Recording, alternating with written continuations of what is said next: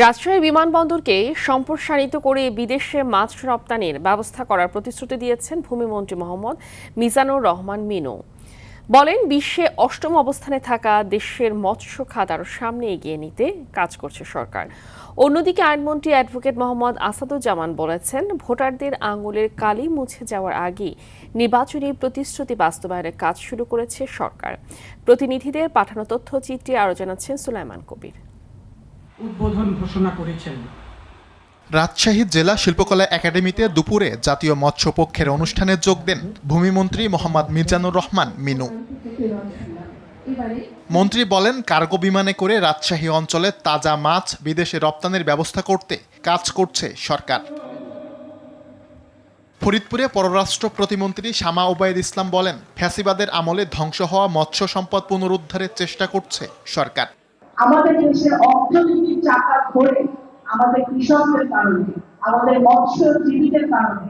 বরিশালের জেলা আইনজীবী সমিতির 10তলা ভবনের ভিত্তিপ্রস্তর স্থাপন অনুষ্ঠানে আইনমন্ত্রী অ্যাডভোকেট মোহাম্মদ আসাদুজ্জামান বলেন, গুপ্ত সুপ্তরা ফ্যামিলি কার্ডের বিরোধিতা করলেও এর সুফল পেতে শুরু করেছে জনগণ।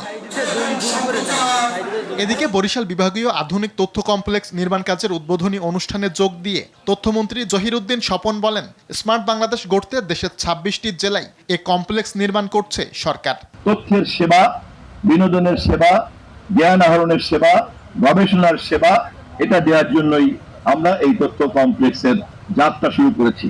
এই আশাবাদ ব্যক্ত করছি আমি, এই কাজ শেষ হওয়ার পরে আমরা আমাদের মেয়াদ সম্পন্ন করার আগেই ডিজিটাল বাংলাদেশকে স্মার্ট বাংলাদেশে পরিণত করে বিদায় নেব ইনশাআল্লাহ। মানিকগঞ্জে উন্নয়ন সভায় অংশ নিয়ে জেলায় 2টি উপশহর নির্মাণের ঘোষণা দেন বেসামরিক বিমান পরিবহন ও পর্যটন মন্ত্রী আফরোজা খান রিতা। মানিকগঞ্জে আমরা 2টা উপশহর নির্মাণ করা হবে। আমরা কিন্তু অলরেডি গজারেতে জায়গা দেখেছি যা উপশহর করার জন্য। খুলনায় এক মতবিনিময় সভায় অংশ নিয়ে হারিয়ে যাওয়া সংস্কৃতি, গান, কবিতা নতুন প্রজন্মের মাঝে ছড়িয়ে দেওয়ার আহ্বান জানান সংস্কৃতি বিষয়ক মন্ত্রী নিতাই রায় চৌধুরী। যশোরে ভ্রাম্যমাণ বইমেলার উদ্বোধনী অনুষ্ঠানে অংশ নিয়ে সমাজে ইতিবাচক পরিবর্তনে শিশুদের বই পড়ার অভ্যাসে ফিরিয়ে আনার আহ্বান জানান বিদ্যুৎ, জ্বালানি ও খনিজ সম্পদ প্রতিমন্ত্রী অনিন্দ্য ইসলাম অমিত। সকলের ডিজিটাল ডিভাইস নির্ভর হয়ে গেছে, তাতে অনেক ধরনের সামাজিক অস্থিরতা তৈরি হয়েছে। আবারও আমাদেরকে বইয়ে ফিরে যেতে হবে। জেলা প্রশাসন, বিশ্ব সাহিত্য কেন্দ্র ও যশোর ইনস্টিটিউটের সহযোগিতায় 5 দিনব্যাপী এ মেলার আয়োজন করা হয়েছে। সুলাইমান কবির, RTV।